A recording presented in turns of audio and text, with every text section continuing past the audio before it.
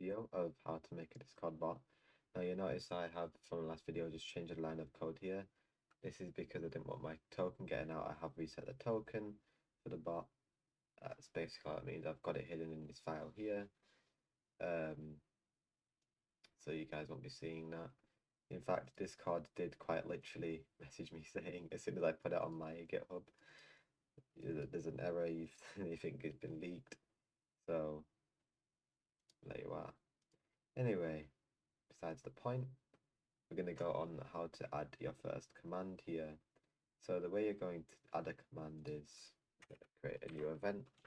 Well, not an event listener. We're going to create a new, the decorator. We're going to add a new decorator. We're going to add client.command. And we're going to add parentheses to the end of this one. You can pass in stuff if you wanted to. It's not necessary. You can pass in like the name of the command and stuff. So I'm just going to add a simple hello. So anything there. Hello. Now this is just the name of the command. So for the example, to run this command in Discord, we would do .hello and it'll just respond. And then you will always need to pass in the CTX, the context of a command. So you can get that just by typing in CTX.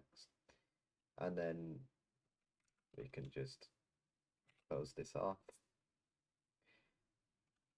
And then we can then just do await. This is always needed. CTX.send. Now this just means in the context of the message, get the channel and send hello back. And just the context can be used for anything, quite literally anything. So we can, well, almost everything. We can even reply with CTX the author dot mention, and this will just say hello and then mention the user. So to show this will more work, you can run the code. You can go into Discord and we can go into test hub. We can just do .hello and it'll say hello at Cyclone. You can even pass in arguments. So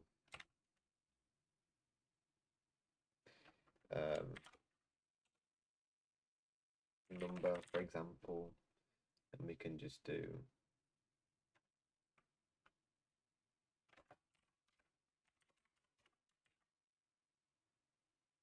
number, and we can restart the bot here. .hello at Cyclone 89. I do press something up here.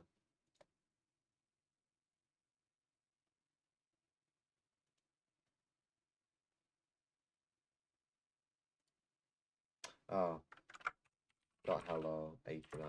My bad. There we are. As you can see, I just pinged myself, and that is what went through the argument as number. If you want to make it optional, you can do none.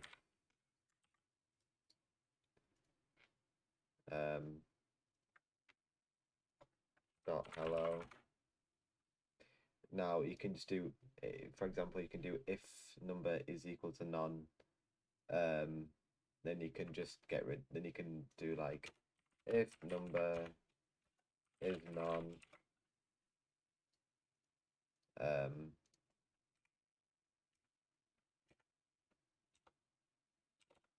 If it is not none, you can do this, and if it is none, if number is none, oh, we can just do else for this, so you don't have to type in. We can just send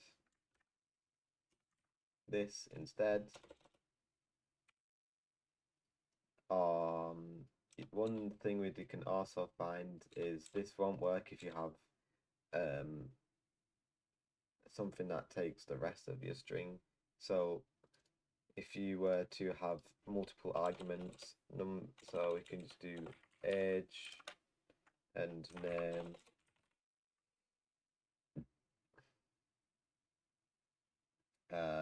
So hello, you are named, name, and age, years,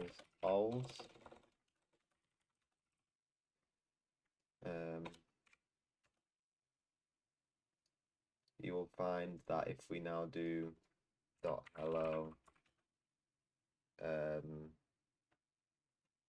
856 and John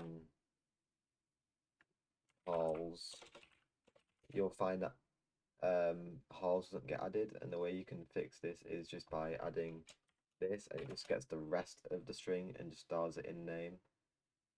So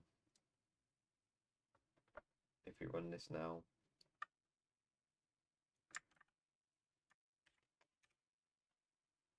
your name's John Halls and are 56 years old. And if you set this to none, it will just automatically set that to none. Well, this is, I haven't tested it, but this is how it should work. It should set the age to none by default, and then the age, the name here, will just contain the entirety of the string after the dot hello. So I would stay away from making that mistake. But yeah, that's how to make discord.py command. Next video, I think we're going to go over how to implement cogs with discord.py, and that just allows you to lay out your code much easier. So yeah, thanks for watching, guys. And as always, you can join my Discord in the description, and the code for this project is on the GitHub link in the description, or if you want to download this episode specifically, there's also a link to do that. Thank you guys for watching. Goodbye, and I'll see you in the next episode.